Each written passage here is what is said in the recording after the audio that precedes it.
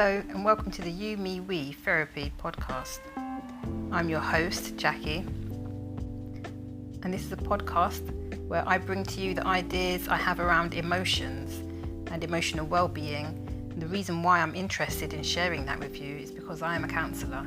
So emotions, thoughts, behaviours, they're things that come up for me on a regular basis in my practice with client work and in my own life, and I'm sure in your life. We can't really get away from them, can we? They come up everywhere.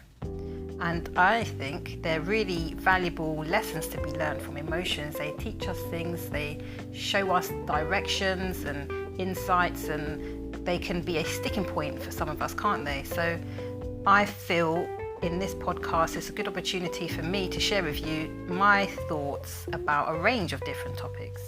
Today I'm going to talk about attachment. You would have heard me mention it in my previous episode. Why do we have emotions? So stick around and I hope you enjoy today's show.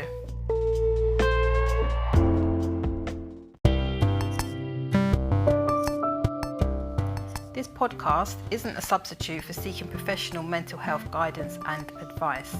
If something in this podcast or previous podcasts have felt upsetting and you feel you need further exploration, please seek professional mental health advice. And if you are unable to keep yourself safe, please take yourself to accident and emergency.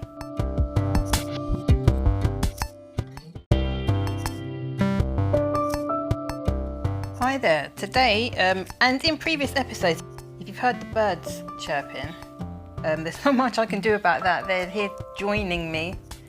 They're dedicated followers. So the music over this might mask some of the birds.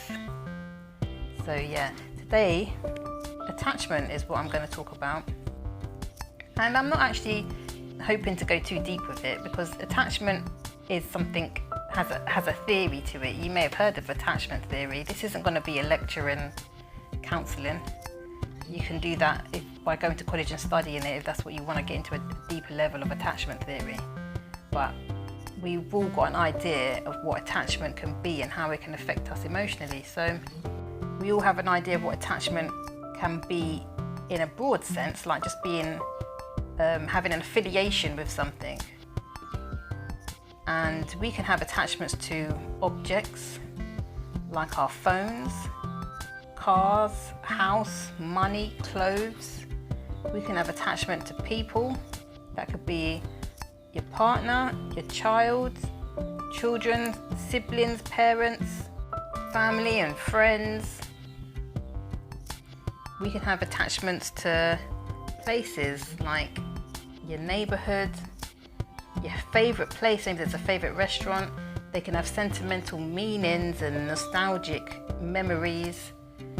You could be attached to your home. You could be attached to your bed. It might be one of your favorite places to be. We can get attached to ideas, and this is where I think emotions can kind of come into it as well, because we can get attached to ideas about culture, identity, expectations. Being attached to culture, for example, we do this way and that way because this is who we are as a people. We can get attached to these ideas. So when perhaps somebody might want to do something that doesn't fit into a particular culture, there can be kind of a pushing against the grain, which can bring about some complex emotions. We can get attached to behaviours, habits. With regards to, say, the emotional side of attachment, let's look at it from this perspective, I'd say.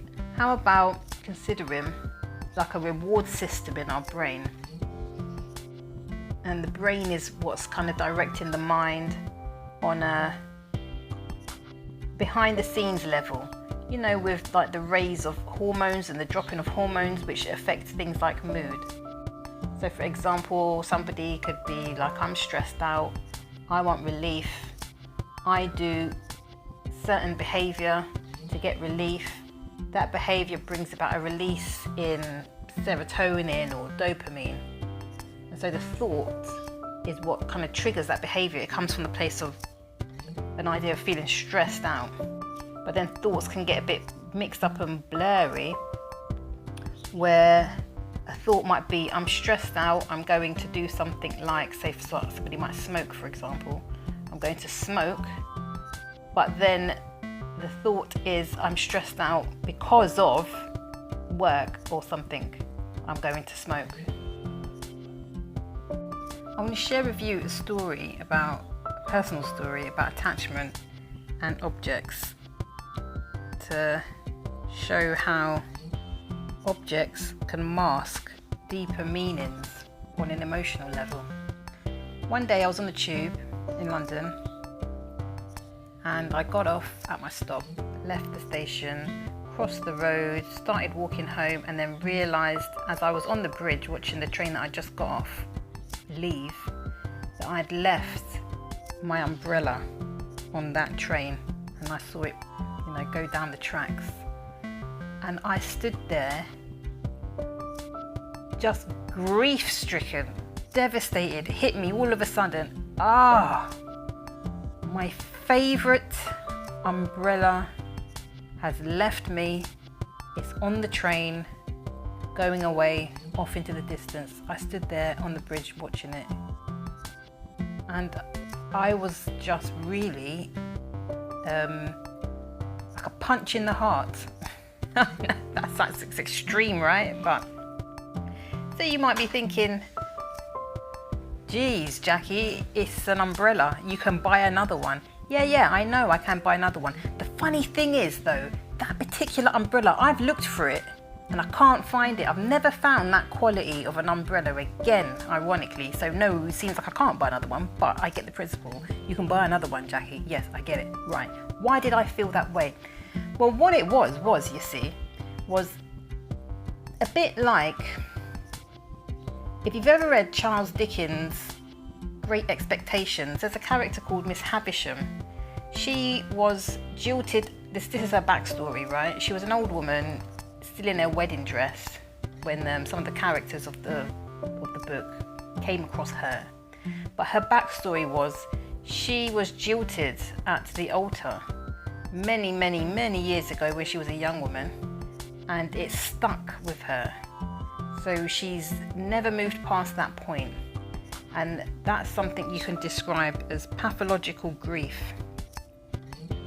So let me link that to my umbrella story. My umbrella going away, it represented sudden losses, a lack of control, the sudden realization that something naturally I took for granted, and I took it for granted, but I really cared for that thing. It was from Marks and Spencer's. It was this perfect mini little umbrella. It used to fit in my pocket. Oh my God. But yet, it represented me losing that. In that instant, it represented a lack of control, something that actually had meaning and practicality for me. I said I took it for granted, but it had meaning to me. It was now out of my hands and gone. There's no way I'm getting it back. And it was just that, the realization of being hopeless, something whipping away something out of your hands like that. So that's an example of me being attached to an object, because it's an object, it was an umbrella, but the meaning behind it, it's like we get attached to our phones, don't we? But what does it represent? It represents something that gives us distractions when we're distressed. People go on social media and they scroll, and this can be a source of pleasure. It might be something that they do for comfort when they're stressed. It might be something that they do for joy. They get a lot of laughter out of it. So there's so much emotions attached between particular objects. The same for people.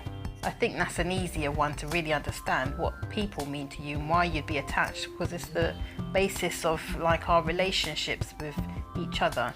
So in regards to things like attachment theory, if you know anything about it, and I'm not going to go into too much detail here, you can read up about it if you want to know more, just Google it. But basically the very basic understanding of it is that there's 3 attachment styles, or let's say 4 attachment styles. A secure attachment, an insecure attachment would be something along the lines of an ambivalent attachment or an avoidant attachment, and then there's a disordered attachment. So how that is made, it's a theory that's kind of applied in the minds of somebody delivering a particular therapeutic intervention.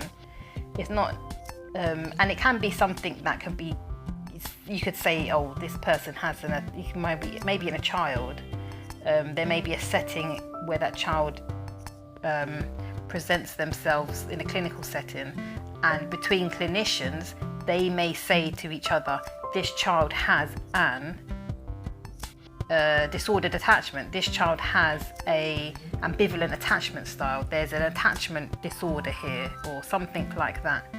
But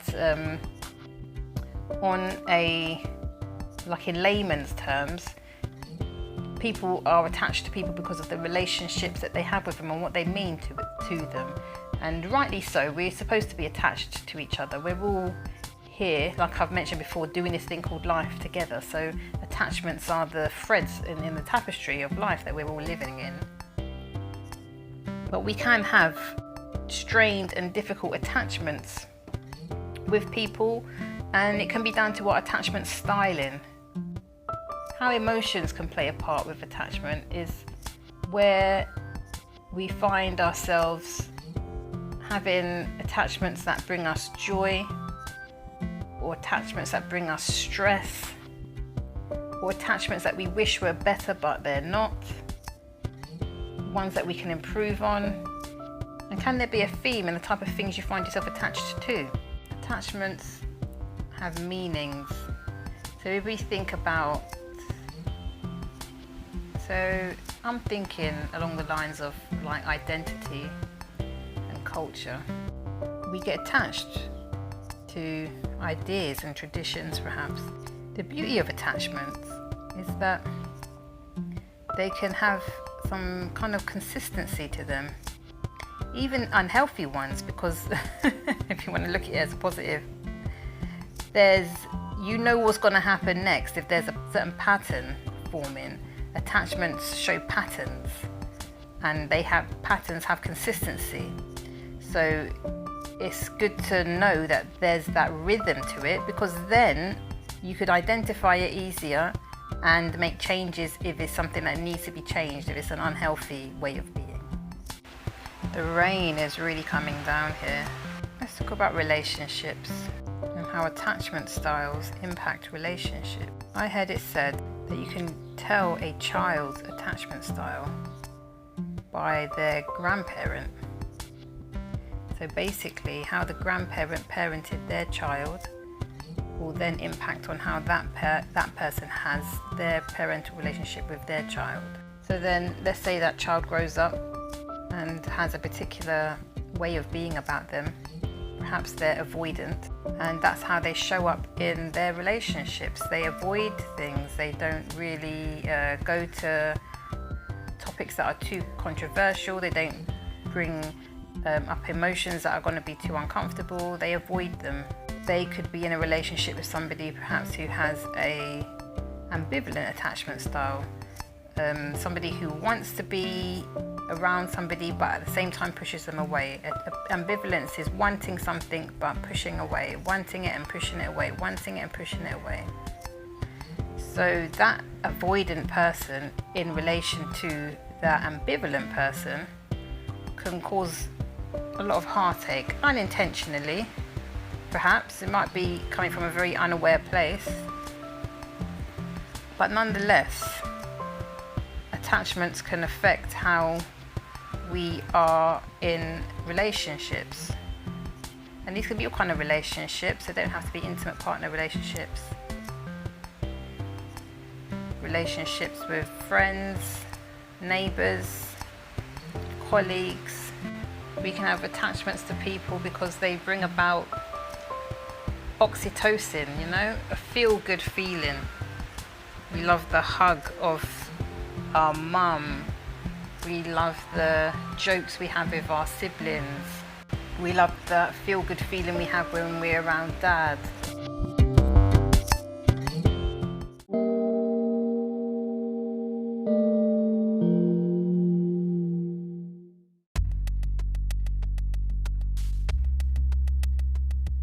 Detaching from habits, situations and people that are difficult or perhaps unhealthy for us.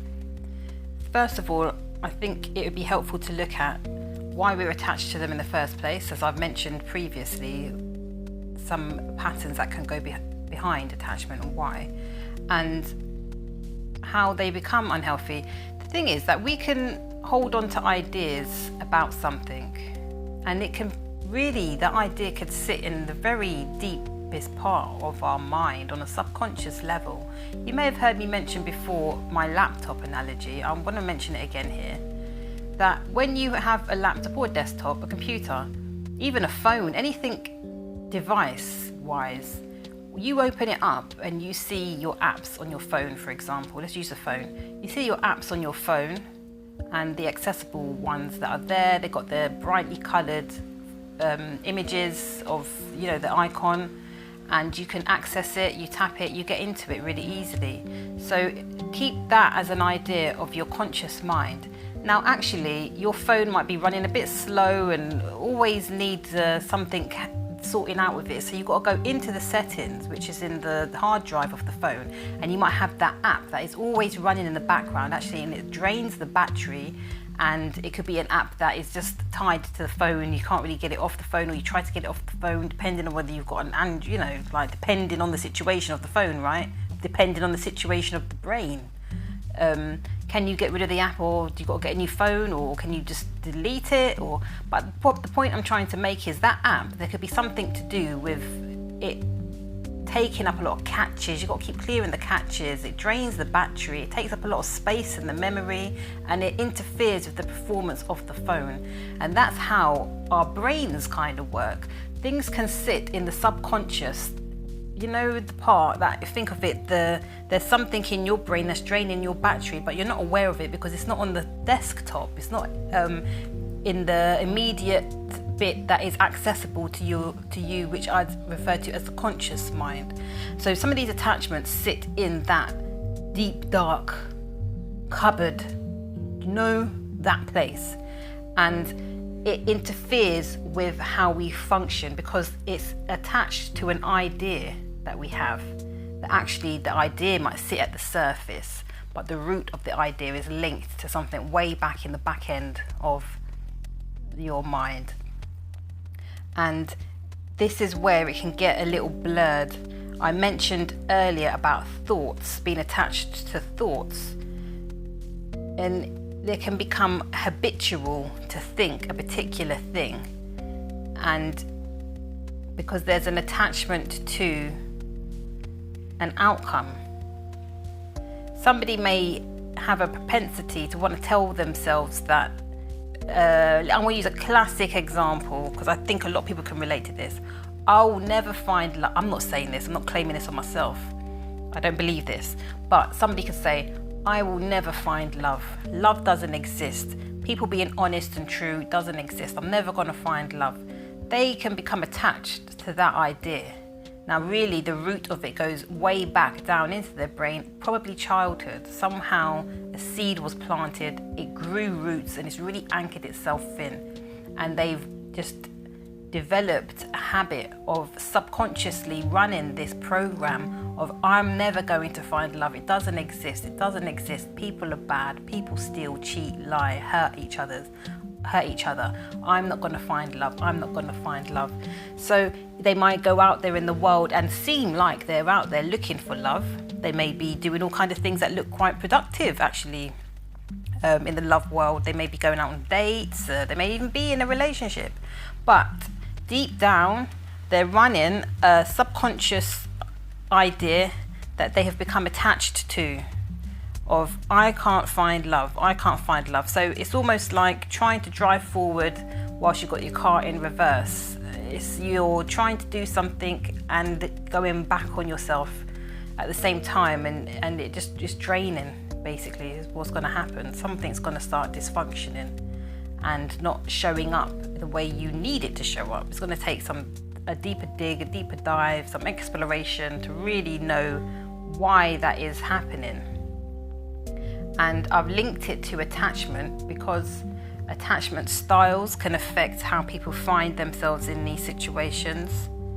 And attachment as in you can just become attached to unhealthy situations because it reinforces that negative idea that someone has had in their mind, and perhaps it's the mind's way of wanting to be right, even though it's not a nice right, it's not a good feeling right, but you're right all the same. And that's how self-sabotaging works. Self-sabotaging works by somebody having a good thing, messing it up, and then like a critical part of their mind says, see, I told you you can't do anything good. You don't deserve anything good. I've just confirmed it with you here by you messing this blessing up, and now you've proved that it's right. You don't deserve anything right. So attachments, we can get attached. There could be a negative part of us. I always like to remind clients, or not to remind them, just to let them know, when you've got that part of your brain that is messing up with you, detach from that. Now we're going to go into the detachments, the practicalities. How do you detach? Detach from that by calling it another thing, another person. Like, you can all have a critical brain. I remember once I was in the supermarket and I was buying something, and I was at the queue, and my critical brain jumped in. I was under a lot of stress at the time. It jumped in and it started on me. I can't remember what it was going on about, to be honest, but I just remember giving it a name. I'm not going to share the name with you, it's private. Let's just call them a name, Mrs. P, for example. Sorry if everyone here's got a name Mrs. P. I'm just coming up with something here off the top of my head. But let's say call her Mrs. P. So I was in the supermarket about to buy something. Mrs. P jumped up in my brain and went on one. Oh, look at what you're buying, and have you got the money for this, and you shouldn't be getting this, and blah blah, all that kind of nonsense. And I just said, you know what, Mrs. P, you're gonna have to just leave me the hell alone, or come back later, because I'm about to purchase something and you're gonna mess with me. I don't have time for you right now. So take a back seat and back off. Mrs. P had to take a back seat and back off because Jackie was being assertive to Mrs. P. Jackie had to put Mrs. P in her place, right? And so that was me detaching from my own self. Mrs. P was me, right? But it's a critical part of my brain. But there's a part where I was able to detach from that part and separate from it and handle it objectively. So that's one practical way we can detach. And I recommend it. Give it a go. If you have something that is really bugging you, see if there's a way to detach from it. And I'm not saying this is a method that everybody can use, but when I've worked with young people that have had eating disorders, and I'm not an eating disorder specialist per se, but it comes up a lot in the work that I've done, is sometimes I've noticed it's helpful for them to look at their eating disorder as a different entity. And can they identify it? What kind of image would go with it? Is it a man? Is it a woman? Does it wear trousers? Does it wear a dress? What does it look like? What kind of hair do they have? And that whole create it as a character, and I know it. So when it pops up and it starts telling somebody that's too many calories in that sandwich, don't eat it. Yeah, that's not the individual, that's the eating disorder coming up. So it can be a way to, again, separate and detach, have some sort of distance between what's actually happening and the negative thoughts that are coming in place. And the benefit of being able to detach is to really comes down to emotions again, detaching from emotions. I mentioned about making executive decisions in the previous episode, I think, and that's how I want to bring this all round into a summary, really, is that if you are able to detach from particular emotions, they can help you get out of that ability, can help you get out of a really sticky situation. If I take something like an abusive situation, for example, if someone's able to look at it objectively, then they can start making notes and plans and strategize how to remove themselves from it. if they are able to detach from the emotional side of it and actually, first and foremost, risk assess their situation and start to identify themselves as somebody that has needs of safety to preserve their life, for their mental well-being. So from that stance, they can then start thinking, okay, when this person behaves like that, I need to behave like this. It sounds quite calculating, but it's basic steps in removing yourself from something that's toxic. I can give another example when there's a lot of anxiety going through somebody's mind and life might feel quite out of control. There may be many worries keeping them up at night, interfering with how they are functioning in the world. What I find is helpful is to put pen to paper and write down a list of things that are on your mind. Then, if you can get 3 different coloured pens, for example, let's say you had a yellow highlighter, a green highlighter and an orange highlighter. Now let's say you took the green highlighter and you went down your list and you highlighted everything that is in your control. So you might go down the list and you might say the list had things like, say you were travelling, for example. Have you got your passport? Have you packed all the things you need in the box? So in your case, have you done all the errands you need to do to lock up your home? Have you notified all the people that you need to notify that you're travelling? Blah, blah, blah. So go down the list. So everything that's within your control, highlight green. And that's things that you can actually do something about. Now, once you've done that, take, let's say, the orange pen, go down the list, highlight the things that are partially in your control. Some things that you can do a bit about, but you're not going to have full access to control. You're not going to have the whole control panel, but you may get access to a couple of buttons, say for example. So mark that in your orange pen. Once you've done that, pick up the yellow highlighter. Now go down the list and mark everything that is completely out of your control. The things that depend on another person, the things that depend on an act of God, the things that depend on everything that is outside of your hands. Mark that yellow and then have a look at the list, and what you may find is that you've got a list with your 3 colours there, and then you are able to identify, looking at the green for example, things that are in my control, and prioritise your energy to focus on that, just the things that you can actually do something about. Now that's a way that you've practically, in a practical way, detached yourself from the anxiety and put something practical in place that you can now work from. So you've got to remove yourself to look at something objectively, a way of detaching. And the reason why somebody may detach the emotions from something is because it's having a detrimental effect. It's causing a negative impact. So there's the need to take a step back.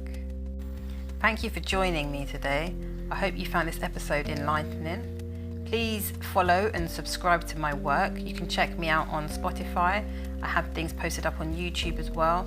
Currently I have this might be playing on iHeartRadio and Amazon Music, but I will always have it uploaded on my YouTube channel, which is You, Me, We Therapy, and here on Spotify. So yeah, follow and like my work. It really helps with the algorithm and I appreciate it. It shows that there's interest and then it informs what I can keep on bringing you. So thank you so much. Have a great day.